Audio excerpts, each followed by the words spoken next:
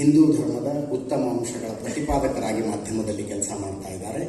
ಹಿಂದುವಾಗಿ ಹುಟ್ಟಿರುವುದಕ್ಕಾಗಿ ಅದನ್ನು ಮಾಡುವುದು ಬೇರೆ, ಆದರೆ ತಿಳ್ಕೊಂಡು ಮಾಡುವುದು ಬೇರೆ ಅಂತ ವೀಣಾ ಮೇಡಮ್ ಅವರು ಹೇಳಿದ್ದು.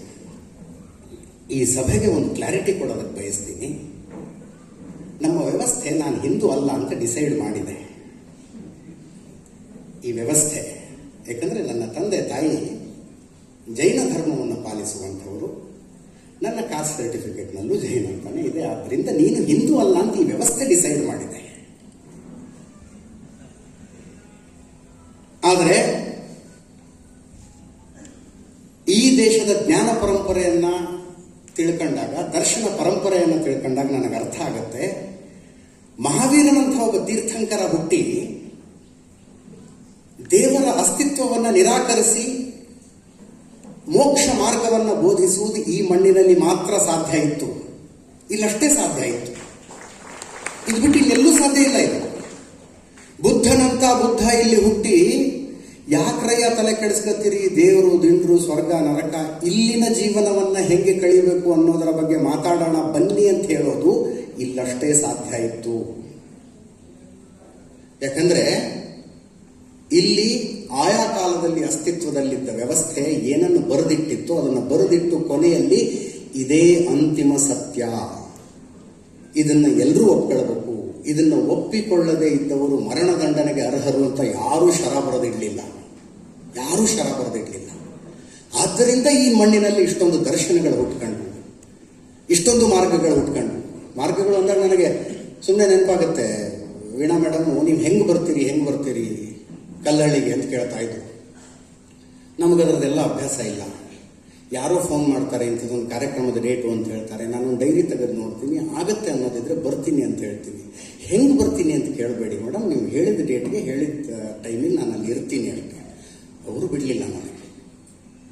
ನಿಮ್ಮ ಮನೆಯಿಂದ ಏರ್ಪೋರ್ಟ್ಗೆ ಒಂದು ಕಾರ್ ಬರುತ್ತೆ, ಏರ್ಪೋರ್ಟ್ನಿಂದ ಇಲ್ಲಿಗೆ ಬರ್ತೀರಿ, ಇಲ್ಲಿಂದ ನಿಮ್ಮ ಮತ್ತಿಗೆ ಬಂದು ಪಿಕ್ ಮಾಡ್ತಾರೆ, ದಾರಿಯಲ್ಲಿ ನಿಮಗೋಸ್ಕರ ಇಡ್ಲಿ ತಂದಿರ್ತಾರೆ, ಅಷ್ಟು ವ್ಯವಸ್ಥೆ ಅವರು. ಅಯ್ಯೋ ಆರಂಭದಲ್ಲಿ ಚರ್ಚೆ ಆಗುವಾಗ ನೀವು ಬೆಂಗಳೂರಿನಿಂದ ನಾನು ಯಾವುದೋ ಸ್ಲೀಪರ್ ಕೋಚಿಗೆ ಬಸ್ಸಿಗೆ ಬರ್ತೀನಿ ಬಿಡ್ರಿ ಅಂತ. ಜಮಖಂಡಿಗೂ ಬಸ್ ಇದೆ, ಬಾಗಲಕೋಟೆಗಿದೆ, ವಿಜಯಪುರಕ್ಕಿದೆ. ಬಟ್ ಯಾವುದು ನನ್ನ ಟೈಮಿಂಗ್ ಸೆಟ್ ಆಗೋದಿಲ್ಲ. ಯಾಕಂದ್ರೆ ನಾವು ತಲೆ ಮೇಲೆ ತಲೆ ಬಿದ್ದರೂ 9:30 ತನಕ ಲೈವ್ ಮಾಡಬೇಕು ನಾನು. ಅದು ನನ್ನ ಕಮಿಟ್ಮೆಂಟು ಅಂದರೆ ದೊಡ್ಡ ಶಬ್ದ ಆಯಿತು. ಮನೆ ಒಲೆ ಉರಿಯೋದ್ರಿಂದ ನೀವು ಕಮಿಟ್ಮೆಂಟು ಅಂದರೆ ದೃಢ ಸಂಕಲ್ಪ ಹಂಗಲ್ಲ, ಆ ಲೆವೆಲಿಗೆ ತಗೊಂಡೋಗ್ಬಿಡಿ. ಆ ಟೈಮ್ ಸೆಟ್ ಆಗ್ತಿರ್ಲಿಲ್ಲ. ಆದ್ರಿಂದ ನನಗಿದು ಅನುಕೂಲಕರ ಅಂತ. ಈ ಮಾರ್ಗದ ಮೂಲಕ ಹೀಗೆ ನಾನು ಬಂದೆ ಅನ್ನುವ ಕಾರಣಕ್ಕೆ ಉಳಿದ ಮಾರ್ಗಗಳೆಲ್ಲವೂ ತಪ್ಪು ಅಂತಂದ್ರೆ ನನ್ನನ್ನು ಅವಿವೇಕಿ ಅಂತಿರ್ತಾನೆ. ಬಿಜಾಪುರಕ್ಕೆ ಬಂದು ಬಿಜಾಪುರ ತನಕ ಬಸ್ಸಿಗೆ ಬಂದು ಅಲ್ಲಿಂದ ಕಲ್ಲಹಳ್ಳಿನ ತಲುಪೋದಕ್ಕಾಗದೇ ಇಲ್ಲ. ಹಂಗೆ ಬರೋರೆಲ್ಲ, ಆ ಮಾರ್ಗದಲ್ಲಿ ಪ್ರಯತ್ನಿಸ್ತಾ ಇರೋರೆಲ್ಲ ದಡ್ರು ಅಂದ್ರೆ ನಾನು ಅವಿವೇಕಿ ಅಲ್ವಾ. ಕಲ್ಲಹಳ್ಳಿ ಅನ್ನುವ ಈ ಗಮ್ಯವನ್ನು ತಲುಪೋದಕ್ಕೆ ಹಲವು ಮಾರ್ಗಗಳಿದ್ದಾವೆ. ಯಾರ್ಯಾರು ಯಾವ್ಯಾವ ಮಾರ್ಗದ ಮೂಲಕ ಬರ್ತಾರೆ ಅನ್ನೋದು ಅವರವ್ರ ಅನುಕೂಲ ರೀ, ಅವರವರ ಅನುಕೂಲ. ಹಂಗೆ ಈ ದೇಶದಲ್ಲಿ ವೇದಗಳನ್ನು ಅನುಸರಿಸುವ ಒಂದು ಮಾರ್ಗ ಇತ್ತು. ಮಹಾವೀರ ಒಂದು ಮಾರ್ಗ ಹೇಳ್ದ, ಬುದ್ಧ ಒಂದು ಮಾರ್ಗ ಹೇಳ್ದ, ಬಸವಣ್ಣ ಒಂದು ಮಾರ್ಗ ಹೇಳ್ದ. ಒಬ್ಬನ ಮಾರ್ಗ ಸರಿ, ಇನ್ನೊಬ್ಬನ ಮಾರ್ಗ ತಪ್ಪು. ನಾನು ಈ ಮಾರ್ಗದಲ್ಲಿದ್ದೀನಿ ಅನ್ನೋ ಕಾರಣಕ್ಕಾಗಿ ಉಳಿದವರ ಮಾರ್ಗಗಳೆಲ್ಲ ತಪ್ಪು ಅಂದರೆ ಅದನ್ನು ದಡ್ಡತನ ಅಂತಾರೆ. ಏಕಂ ಸತ್ವಿಪ್ರಾ ಬಹುಧಾ ವದಂತಿ ಅನ್ನುವಂಥ ಅದೊಂದು ಮೇರು ಶ್ಲೋಕವನ್ನ, ಅದು ನಾವು ಇಲ್ಲದೆ ಇರುವ ಕಾಲಕ್ಕೆ, ಯಾರೂ ಇಲ್ಲದೆ ಇರುವ ಕಾಲಕ್ಕೂ ಕೂಡ ಅಂತಿಮ ಸತ್ಯವಾಗಿ ಉಳಿದುಕೊಳ್ಳುವಂತಹ ಶ್ಲೋಕವೊಂದನ್ನು ವೇದ ಕೊಡ್ತು. ಏಕಂ ಸತ್ವಿಪ್ರಾ ಬಹುಧಾ ವದಂತಿ. ಯಾವ್ಯಾವ ಮಾರ್ಗದ ಮೂಲಕ ಹೋದ್ರೂ ಕೂಡ ಅಂತಿಮವಾಗಿ ಸಾಗ್ತಾ ಇರೋದು, ಎಲ್ಲರೂ ತಲುಪೋದು ಒಂದೇ ಸತ್ಯವನ್ನ ಅನ್ನುವ ಮಾರ್ಗವನ್ನು ಹೇಳಿತು. ಅಂಥ ನಾಡಿನಲ್ಲಿ ಹುಟ್ಟಿದವರು ನಾವು. ಆ ಸಂಸ್ಕೃತಿ ಇಲ್ಲಿ ಇತ್ತು ಅನ್ನೋ ಕಾರಣಕ್ಕೆ ಮಹಾವೀರ ಹುಟ್ಟಕ್ಕೆ ಸಾಧ್ಯ ಆಯಿತು. ಆ ಸಂಸ್ಕೃತಿ ಇಲ್ಲಿತ್ತು ಅನ್ನೋ ಕಾರಣಕ್ಕೆ ಬುದ್ಧ ಹುಟ್ಟಕ್ಕೆ ಸಾಧ್ಯ ಆಯಿತು. ಬೇರೆ ಸಂಸ್ಕೃತಿಗಳಲ್ಲಿ ದೇವರ ವಿಷಯದಲ್ಲಿ ಭಿನ್ನಾಭಿಪ್ರಾಯ ತೆಗೆದವ್ರನ್ನ ಬಿಡಿ, ಭೂಮಿ ಗುಂಡಿಗಿದೆ ಅಂತವ್ರು ಹಿಡಿದು ಜೈಲಿಗೆ ಹಾಕಿದ್ರಿ. ದೇವರಿದ್ದಾನೆ, ದೇವರಿಲ್ಲ, ದೇವರ ಆ ಸ್ವರೂಪ ಈ ಸ್ವರೂಪ ಎಲ್ಲ ಬಿಟ್ಟಾಕಿ ನೀವು ಭೂಮಿ ದುಂಡಿಗಿದೆ ಅಂತ ಹೇಳಿದ್ದಕ್ಕೆ ಜೈಲಿಗೆ ಹಾಕಿದ್ರು, ಸುಟ್ಟೇ ಬಿಟ್ರು. ಭೂಮಿ ದುಂಡಿಗಿದೆ ಅಂತಿದ್ದಕ್ಕೆ. ಯಾಕೆ? ನಮ್ಮ ಗ್ರಂಥ ಚಪ್ಪಟೆ ಇದೆ ಅಂತ ಹೇಳುತ್ತೆ. ನೀನ್ ಯಾವ ದುಂಡಿಗಿದೆ ಅಂತ ಹೇಳಕ್ಕೆ?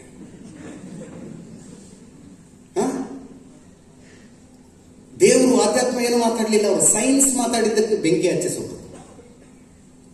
ಅದಕ್ಕೆ ಇವತ್ತು ಬುದ್ಧ ಇಲ್ಲಿದ್ದ 2500 ವರ್ಷಗಳ ಹಿಂದೆ ಇವತ್ತಿಗೂ ಕೂತ್ಕೊಂಡು ನಾವು ಮಾತಾಡ್ತಿದ್ದೀವಿ. ಇಲ್ಲಿ ಮಾತ್ರ ಇರಕ್ಕೆ ಸಾಧ್ಯ. ಮತ್ತು ಬುದ್ಧನ ನಂತರ, ಮಹಾವೀರನ ನಂತರ, ಬಸವಣ್ಣನ ನಂತರ ಅದೇ ಪರಂಪರೆಯಲ್ಲಿರುವ 100 ಜನರನ್ನ ಹುಟ್ಟು ಹಾಕಬಲ್ಲ ತಾಕತ್ತಿರೋದು ಇದೇ ಈ ಮಣ್ಣಿಗೆ. ಈ ಮಣ್ಣಿಗೆ ತಾಕತ್ತಿದೆ. ಇಲ್ಲೆಲ್ಲೂ ಹುಟ್ಟಕ್ಕೆ ಸಾಧ್ಯ ಇಲ್ಲ. ಇಲ್ಲೆಲ್ಲೂ ಹುಟ್ಟಕ್ಕೆ ಸಾಧ್ಯ ಇಲ್ಲ. ಬೇರೆ ಯಾವುದಾದ್ರು ನಾಡಿನಲ್ಲಿ ಹುಟ್ಟಿ ದೇವರ ಅಸ್ತಿತ್ವದ ಬಗ್ಗೆ ನನಗೆ ಸಂಶಯ ಇದೆ ಅಂತ ಹೇಳಿ ನೋಡ್ಲಿ. ದೇವರ ಅಸ್ತಿತ್ವದ ಬಗ್ಗೆ ಸಂಶಯ ಇದೆ ಅಂತ ಹೇಳಿ ನೋಡ್ಲಿ. ಅದಾಗದಿಲ್ಲ. ಅಂಥದ್ದೊಂದು ಮಣ್ಣಿನಲ್ಲಿ ನಾವು ಹುಟ್ಟಿದ್ದೀವಿ.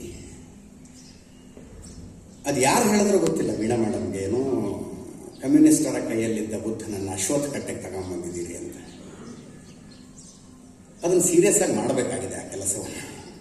ಅವರು ವ್ಯಂಗ್ಯವಾಗಿ ಹೇಳಿದ್ರು ಏನೋ, ಆ ಕೆಲಸವನ್ನು ಗಂಭೀರವಾಗಿ ಮಾಡಬೇಕಾಗಿದೆ. ಅಶ್ವತ್ಥ ಕಟ್ಟೆ ಅಂದರೆ ಏನೋ ಕಠೋರ ಕರ್ಮಠ ಜಾಗ ಅಂತ ಅನ್ಕೋಬೇಡಿ. ಊರು ಪಂಚಾಯತಿಗಳು ನಡೀತಾ ಇದ್ದಾರೆ. ಬುದ್ಧ ಇದ್ದ ಜಾಗ ಅದು. ಬುದ್ಧನನ್ನ ಮೂಲ ನಿವಾಸಕ್ಕೆ ಕರ್ಕೊಂಡ್ಬರ್ಬೇಕಾಗಿದೆ, ಬುದ್ಧ ಇದ್ದ ಜಾಗಕ್ಕೆ. ಅಂಥದ್ದೊಂದು ಕಾರ್ಯವನ್ನು ಮಾಡೋಣ. ಏನು ಬೇಕಾಗಿರೋದಿಷ್ಟೇ. ನಾವು ಈಸ್ ಬುದ್ಧ ಮಿಸ್ಅಂಡರ್ಸ್ಟುಡ್ ಅಂತ ಓಶೋ ಅವ್ರನ್ನ ಕೇಳ್ತಾರೆ. ಯಾರು ಓಶನ್ ಕೇಳ್ತಾರೆ. ಓಶೋ ಹೇಳ್ತಾರೆ Buddha is bound to be misunderstood ಅಂತ. ತಪ್ಪು ಕಲ್ಪನೆಗಳು ಬರಲೇಬೇಕು ಬುದ್ಧನ ಬಗ್ಗೆ. ಯಾಕಂದ್ರೆ ಆತ ವ್ಯಾಖ್ಯಾನಿಸಲಾಗದ್ದನ್ನು ವ್ಯಾಖ್ಯಾನಿಸೋದಕ್ಕೆ ಹೊರಟ. ಬುದ್ಧ ವ್ಯಾಖ್ಯಾನಿಸುವುದಕ್ಕಾಗದದ್ದನ್ನು ವ್ಯಾಖ್ಯಾನಿಸುವುದಕ್ಕೆ ಹೊರಟ. ಆತನ ಬಗ್ಗೆ ತಪ್ಪು ಕಲ್ಪನೆಗಳು ಬರೋದು ಸಹಜ. ತಪ್ಪು ಕಲ್ಪನೆಗಳು ಯಾವಾಗ ಬರ್ತವೆ ಅಂದ್ರೆ, ಮನಸ್ಸಿನಲ್ಲಿ ಯಾವುದೋ ಪೂರ್ವಾಗ್ರಹವನ್ನು ಇಟ್ಕೊಂಡು ಬುದ್ಧನನ್ನ ಕೇಳಿದಾಗ, ಬುದ್ಧನನ್ನ ನೋಡಿದಾಗ, ಬುದ್ಧನನ್ನು ಓದಿದಾಗ ತಪ್ಪು ಕಲ್ಪನೆಗಳು ಬರ್ತವೆ. ಬುದ್ಧನನ್ನ ಹೇಗೆ ಕೇಳಬೇಕು ಅಂದ್ರೆ, ಹರಿಯುವ ನದಿಯ ಶಬ್ದವನ್ನು ಹೇಗೆ ಕೇಳ್ತೀವಿ ನಾವು? ಏನಾದ್ರು ಪೂರ್ವಾಗ್ರಹಗಳು, ಈ ಶಬ್ದ ಹಿಂಗೆ ಬರ್ತಾ ಇದೆ, ಹಿಂಗೆ ಬರಬಾರ್ದಾಗಿತ್ತು, ಯಾಕೆ ಹಿಂಗೆ ಬಂತು, ಯಾಕೋ ಸರಿ ಹೋಗ್ತಿಲ್ಲ, ಏನಾದ್ರು ಯೋಚನೆ ಬರುತ್ತಾ ಹರಿಯುವ ನದಿಯ ಶಬ್ದವನ್ನು ಕೇಳುವಾಗ? ಇಲ್ಲ. ಒಬ್ಬ ಸಂಗೀತ ಆಸ್ವಾದಿಸುವವನು ಶಾಸ್ತ್ರೀಯ ಸಂಗೀತವನ್ನು ಹೆಂಗೆ ಕೇಳ್ತಾನೆ? ಪೂರ್ವಾಗ್ರಹಗಳಿಲ್ಲ. ಯಾವ ರೀತಿಯಲ್ಲಿ ಕೇಳ್ತಾನೆ? ನೀವು ಜಿ ಕನ್ನಡದ ರಿಯಾಲಿಟಿ ಶೋ ಜಡ್ಜ್ಗಳು ಕೇಳಂಗೆ ಕೇಳಬೇಡಿ. ಅದು ಕೇಳೋ ರೀತಿ ಬೇರೆ ಇರುತ್ತೆ. ನಿನ್ನ 3ನೇ ಸಾಲಿನ 2ನೇ ಶಬ್ದದಲ್ಲಿ ಏನೋ ಸ್ವರ ಏರಿಳಿತಾ ಇತ್ತು ಅಂತ ಆ ಲೆವೆಲ್ಗೆಲ್ಲ ನಾನು ಹೇಳೋದು. ಒಬ್ಬ ಸಂಗೀತ ಆಸ್ವಾದಿಸುವವನು ಸಂಗೀತವನ್ನು ಹೆಂಗೆ ಕೇಳ್ತಾನೆ? ನನ್ನ ಬುದ್ಧನನ್ನು ಕೇಳಿ ನೋಡಿ. ಅಲ್ಲಿ ತಪ್ಪು ಕಲ್ಪನೆಗಳು ಬರೋದಿಲ್ಲ. ವಿಷಯ ಅದಾಗಲಿಲ್ಲ. ಇಲ್ಲಿ ವಿಷಯ ಅದಾಗಲಿಲ್ಲ.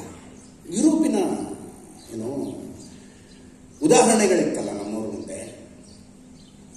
ಅಲ್ಲಿ ಕ್ಯಾಥಲಿಕ್ ಅನ್ನುವ ಕ್ರಿಶ್ಚಿಯನ್ ಪಂಥ ಇತ್ತು. ಅವ್ರಿಗೆ ಸ್ವಲ್ಪ ಕರ್ಮಠತನ ಜಾಸ್ತಿ ಆಯಿತು.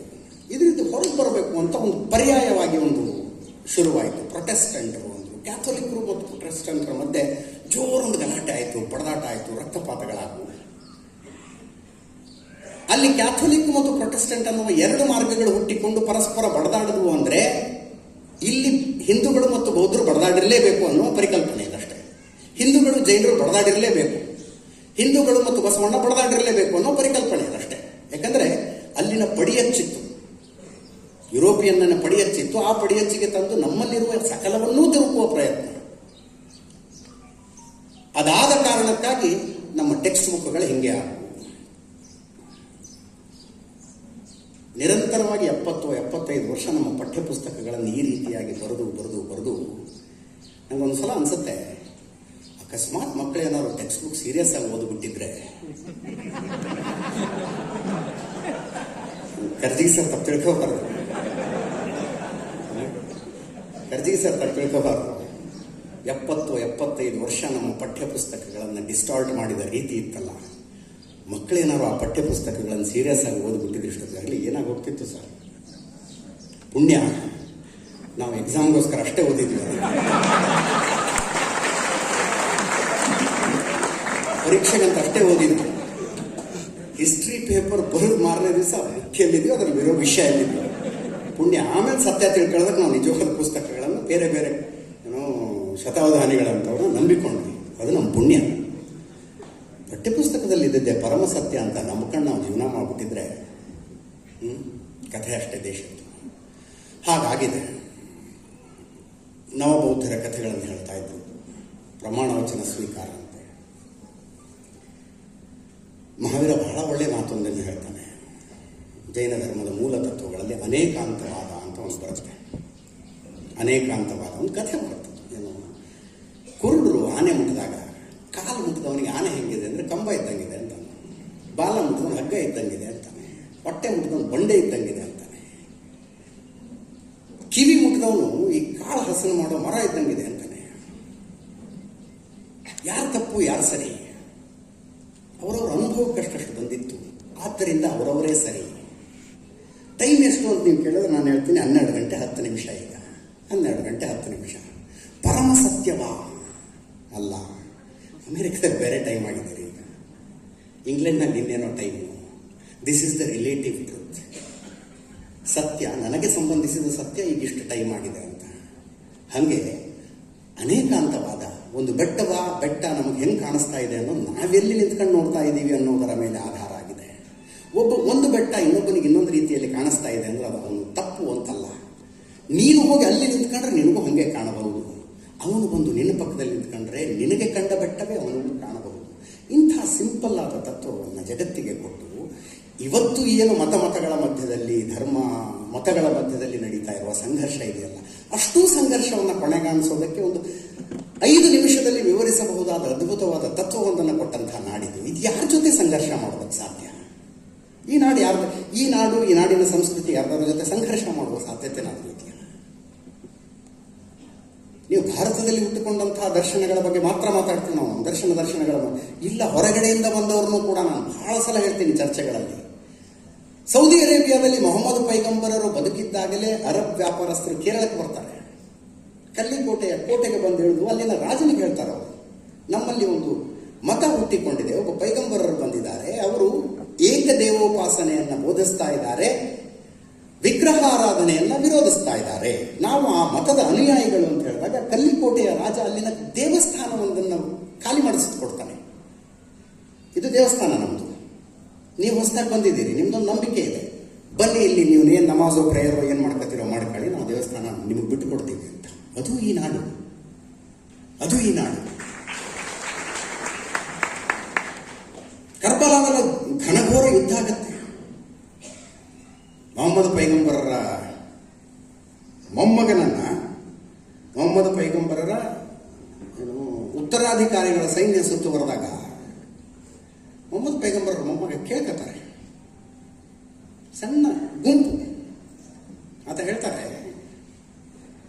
ಭಾರತ ಅನ್ನುವ ದೇಶದಲ್ಲಿ ಸತ್ಯ, ನ್ಯಾಯ, ನಿಷ್ಠೆಗೆ ಬೆಲೆ ಇದೆಯಂತೆ, ತುಂಬಾ ಕೇಳಿದ್ದೀನಿ, ನನಗೆ ದಾರಿ ಬಿಟ್ಬಿಡು, ನಾನು ಅಲ್ಲಿಗೆ ಹೋಗ್ತೀನಿ ಅಂತ. ಅಲ್ಲಿಗೆ ದಾರಿ ಬಿಟ್ಬಿಡು, ನಾನು ಅಲ್ಲಿಗೆ ಹೋಗ್ತೀನಿ. ಭಾರತ ಅನ್ನೋ ಮೈ ಹಿಂದ್ ಚಲಾ ಜಾವಂಗ ಅಂತ ಒಂದು ಕವಿತೆ ಬರ್ತದೆ. ಮೈ ಹಿಂದ್ ಚಲಾ ಜಾವಂಗ, ಭಾರತಕ್ಕೆ ಹೋಗ್ತೀನಿ ಅಂತ. ಬಿಡ್ಲಿಲ್ಲ ದಾರಿನ. ಆತ ಡೆಸ್ಪರೇಟ್ ಪತ್ರಗಳನ್ನು ಬರೆದಿದ್ದಂತೆ, ನನ್ನ ಸಹಾಯಕ್ಕೆ ಯಾರು ಬರೋರಿದ್ದೀರಾ ಅಂತ. ಅಫ್ಘಾನಿಸ್ತಾನದ ಬಾರ್ಡರ್ನಲ್ಲಿದ್ದ ಒಬ್ಬ ಹಿಂದೂ ರಾಜ ಸೈನ್ಯ ಕಳಿಸ್ತಾನ. ಒಂದು ತಪ್ಪೇ ಮಾಡದೆ ಯಾರೋ ಸಂಕಷ್ಟದಲ್ಲಿದ್ದಾರೆ, ಅವರನ್ನು ರಕ್ಷಿಸುವುದು ನಮ್ಮ ಧರ್ಮ ಅಂತ ಸೈನ್ಯ ಕಳಿಸ್ತಾನ. ಒಂದು ರೆಹಾಬ್ ದತ್ತ ಅನ್ನುವ ಬ್ರಾಹ್ಮಣನೊಬ್ಬನ ನೇತೃತ್ವದಲ್ಲಿ, ನನಗೆ ವರ್ಣಾಶ್ರಮದ ಬಗ್ಗೆ ಬಹಳ ಪ್ರಶ್ನೆಗಳು ಬರ್ತವೆ. ಬ್ರಾಹ್ಮಣ ಯಾಕೆ ಕುದುರೆ ಆಗ್ತದೆ? ರೆಹಾಬ್ ದತ್ತ ಅನ್ನುವ ಬ್ರಾಹ್ಮಣನ ನೇತೃತ್ವದಲ್ಲಿ ಆತನ 7 ಜನ ಮಕ್ಕಳು ಹೋಗ್ತಾರೆ, ಜೊತೆಗೆ ಒಂದು ಸಣ್ಣ ಸೈನ್ಯದ ತುಕಡಿ ಹೋಗುತ್ತೆ. ಆದರೆ ಇವರಲ್ಲಿ ಹೋಗಿ ತಲುಪುವಷ್ಟರಲ್ಲಿ ಸಣ್ಣ ಹಸುಗೂಸು ಸೇರಿದಂತೆ ಎಲ್ಲರೂ ಕಗ್ಗೊಲೆ ಆಗಿರ್ತಾರೆ. ಹಸುಗೂಸು ಸೇರಿದಂತೆ. ಆನಂತರ ಅಲ್ಲೊಂದು ಯುದ್ಧ ಆಗುತ್ತೆ, ಅದೆಲ್ಲ ಬೇರೆ. ವಾಪಸ್ ಬರ್ತಾರಲ್ಲ ರೆಹಾಬ್ ದತ್ತನ 7 ಜನ ಮಕ್ಕಳು ಕೊಲೆ ಆಗ್ತಾರೆ, ಆ ಯುದ್ಧದಲ್ಲಿ ಕಗ್ಗೊಲೆ ಆಗ್ತಾರೆ. ವಾಪಸ್ ಬರುವಾಗ ಅವರು ತಮ್ಮ ನೆನಪಿಗೋಸ್ಕರ ಒಂದು ನಿಶಾನೆ ಹಿಡ್ಕೊಂಡು ಬರ್ತಾರೆ. ಮೊಹಮ್ಮದ್ ಪೈಗಂಬರರ ಮೊಮ್ಮಗ ಹುಸೇನ್ ಅದರಲ್ಲಿ ಕೊಲೆಯಾಗಿತ್ತು ಆ ಯುದ್ಧದಲ್ಲಿ. ತಮ್ಮನ್ನು ತಾವು ಹುಸೇನಿ ಬ್ರಾಹ್ಮಣರು ಅಂತ ಕರ್ಕತಾರ. ಹುಸೇನಿ ಬ್ರಾಹ್ಮಣರು ಮೊಹರಂನಲ್ಲಿ ಇಲ್ಲೆಲ್ಲ ಆಚರಣೆಯಲ್ಲಿದೆ, ಪಂಜ ಹಿಡ್ಕೊಂಡು ಮೆರವಣಿಗೆ ಆಗುತ್ತಲ್ಲ, ಆ ಸಂಸ್ಕೃತಿ ಬಂದಿದ್ದು ಹಂಗೆ. ಸೂತ್ರ ಸಂಬಂಧ ಇಲ್ಲದೆ ಇರೋರ ಪರವಾಗಿ ಯುದ್ಧ ಮಾಡೋದಕ್ಕೆ ಬ್ರಾಹ್ಮಣರ ನೇತೃತ್ವದಲ್ಲಿ ಸೈನ್ಯ ಕಳಿಸಿರುವಂತಹ ಈ ದೇಶ ಇನ್ಯಾವ ತತ್ವದ ಜೊತೆ ಹೋರಾಡಿರೋಕ್ಕೆ ಸಾಧ್ಯ? ಇನ್ಯಾವ ತತ್ವದ ಜೊತೆ ಸಂಘರ್ಷ ಮಾಡಿರೋದಕ್ಕೆ ಸಾಧ್ಯ?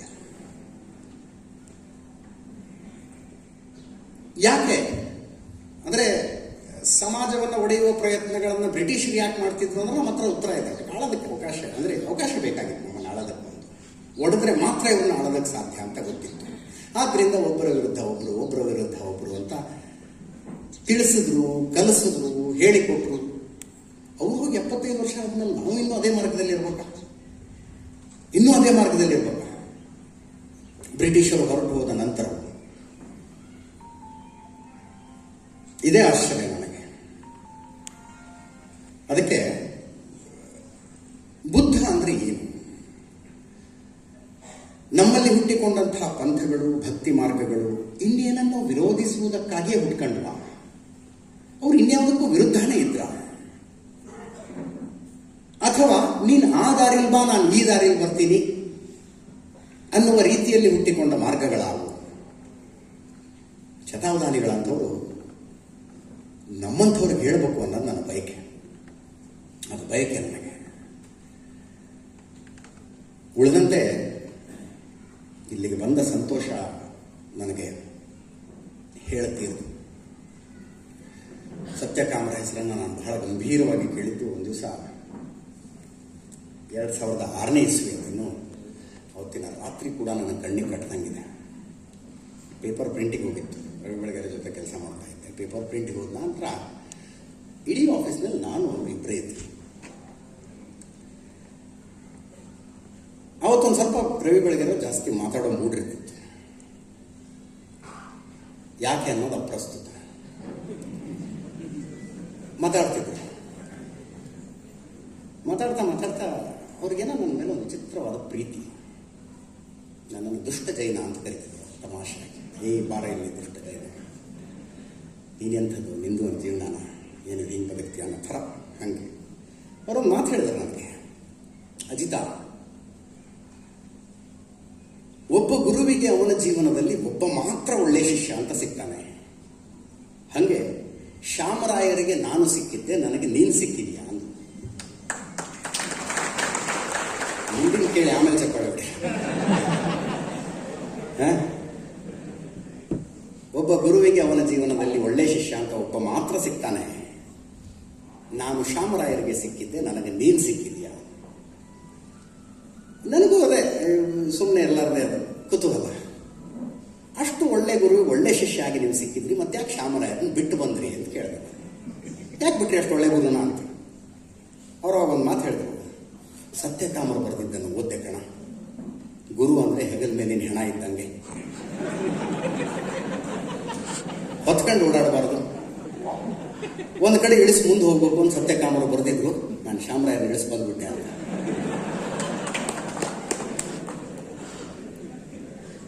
ಮಾರನೇ ದಿವಸ ನಾನು ಆಫೀಸ್ಗೆ ಹೋಗಲಿಲ್ಲ.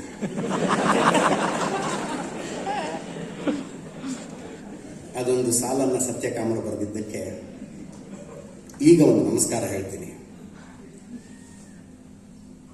ಆ ಸಾಲು ಸತ್ಯಕಾಮರು ಬರೆಯದೆ ಇದ್ದಿದ್ರೆ, ಅಥವಾ ಅವರು ಬರೆದು ರವಿ ಬೆಳಗೆರೆ ಅವರ ರಾತ್ರಿ ನನಗೆ ಹೇಳದೇ ಇದ್ದಿದ್ರೆ, ನಾ ಮುಂದೆ ಹೆಂಗೆ ಹೋಗ್ಲಿ ಜೀವನದಲ್ಲಿ ಅನ್ನೋದ್ರ ಪ್ರಶ್ನೆನೇ ಬರ್ತಿರಲಿಲ್ಲ.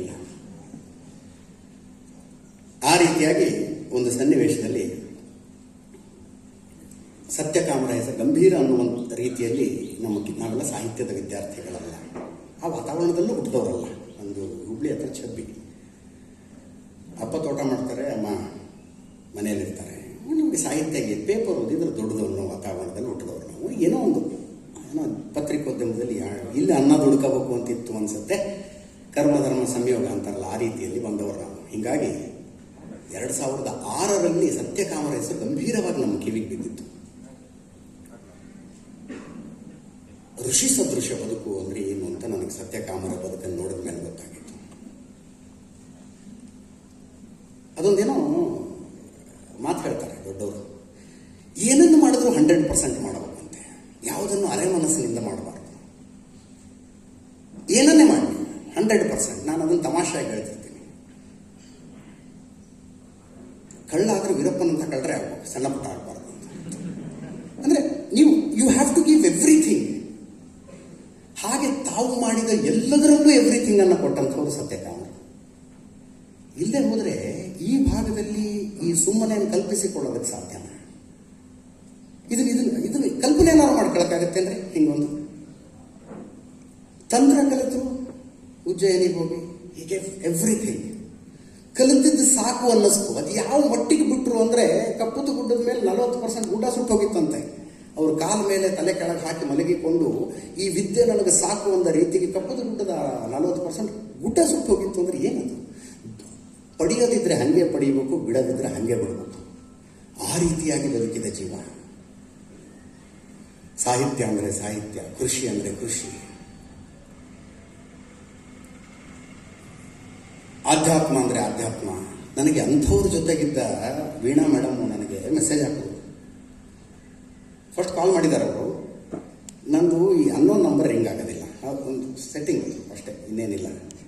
ಈ ದರ್ಶನ್ ಬಗ್ಗೆ ಎಲ್ಲ ಮಾತಾಡಿದ ಮೇಲೆ ಅವ್ರ ಫ್ಯಾನ್ಸ್ ಏನು ಮಾಡಿದ್ರು, ನನ್ನ ನಂಬರ್ ಹಾಕಿ ಇದು ಅಜಿತ್ ಹನುಮಕ್ಕನವ್ರ ನಂಬರು, ಫೋನ್ ಮಾಡಿ ಉಗಿರಿ ಅಂತ ಎಲ್ಲ ಕಡೆ ಹಾಕೊಳ್ಳಿ.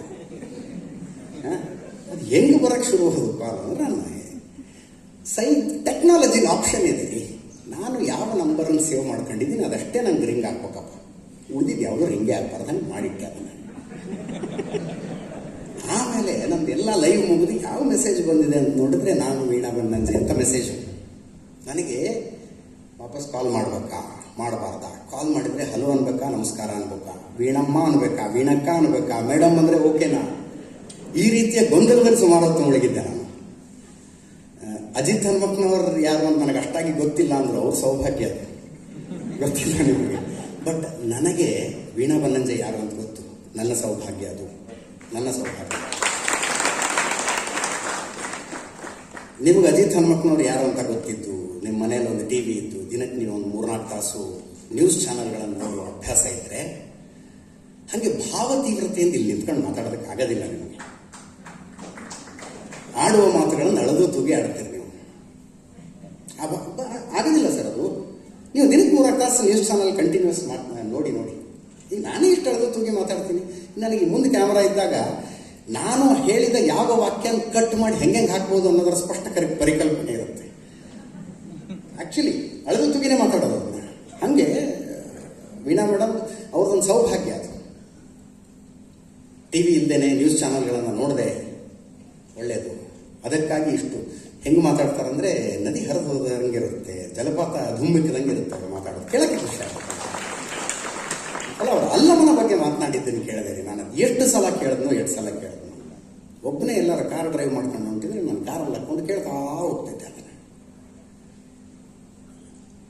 ಅಂಥ ಸೌಭಾಗ್ಯವಂತರು ಸತ್ಯಕಾಮರ ಜೊತೆಗೆ ಅವ್ರನ್ನ ಹತ್ತಿರದಿಂದ ನೋಡಿ, ಅವ್ರ ಜೊತೆಗೆ ಪ್ರಯಾಣಿಸಿ ಇಲ್ಲಿ ಬದುಕುವಂತಹ ಸೌಭಾಗ್ಯ ಅವರಿಗೆ ಸಿಕ್ಕಿತ್ತು.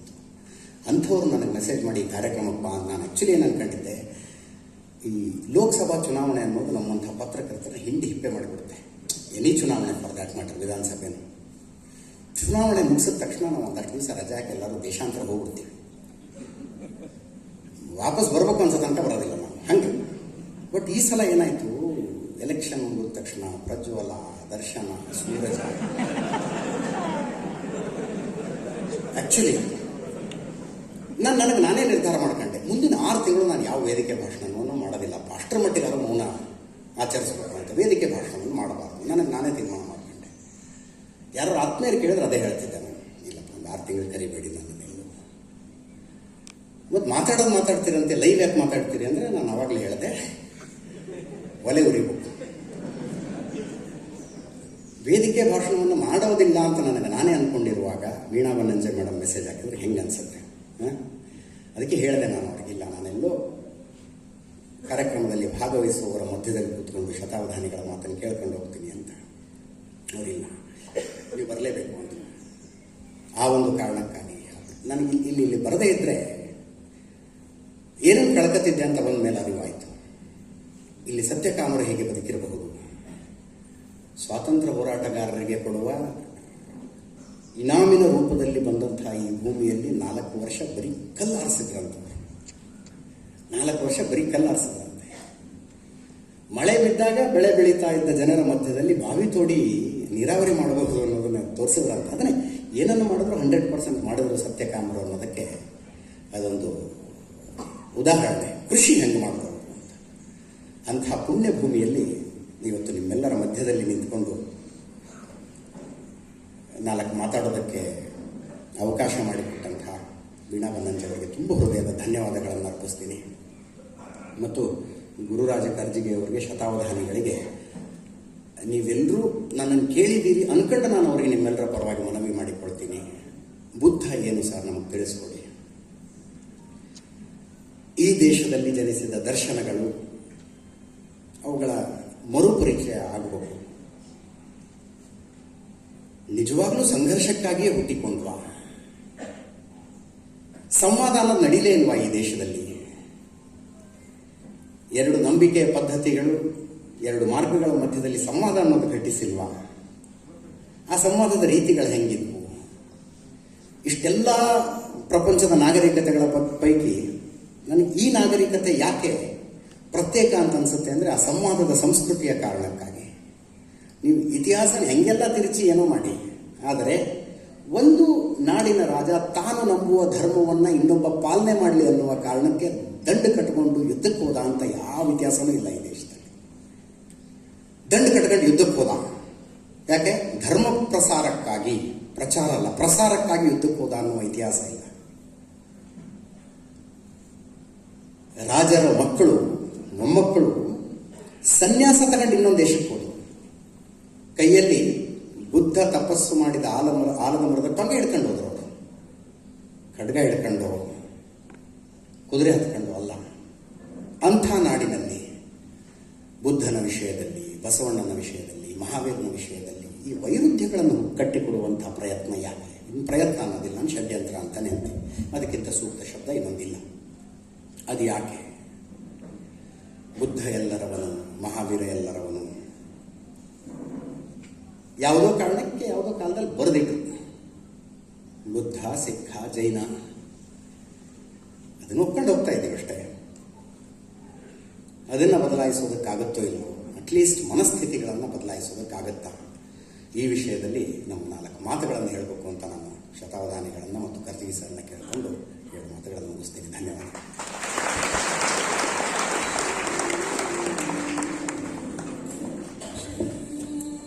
ತಮ್ಮ ಅಸ್ಖಲಿತವಾದ ಮಾತುಗಳಿಂದ ಬುದ್ಧನ ಕುರಿತಾದ ತಮ್ಮ ಕಾಣಿಕೆಯನ್ನು ಹಂಚಿಕೊಂಡಂಥ ಶ್ರೀ ಅಚ್ಯುತ್ ಹನುಮಕ್ಕನವರಿಗೆ ಶತಾವಧಾನಿ ಗಣೇಶ್ ಅವರು ಪ್ರತಿಷ್ಠಾನದ ವತಿಯಿಂದ ಗೌರವ ಸಮರ್ಪಣೆ ಮಾಡಬೇಕು ಅಂತ ಕೇಳ್ಕೊತಾ ಇದ್ದೀನಿ.